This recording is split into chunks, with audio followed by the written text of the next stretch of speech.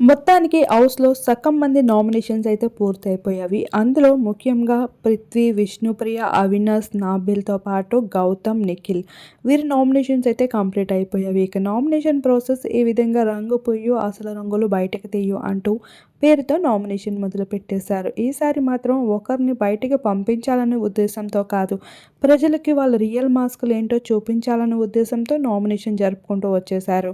ఇక విష్ణుప్రియకైతే ప్రేమలు దోమలు అంటూ ఇంకెంతకాలం కాలం గడుపుతావు, ఒరిజినాలిటీ బయటికి తీ అంటూ నాబిల్ అయితే నామినేట్ చేయడం జరిగింది. ఇక్కడ నాబిల్ అదే విధంగా గౌతమ్‌కి కూడా అదే రీజన్‌తో నామినేట్ చేశాడు.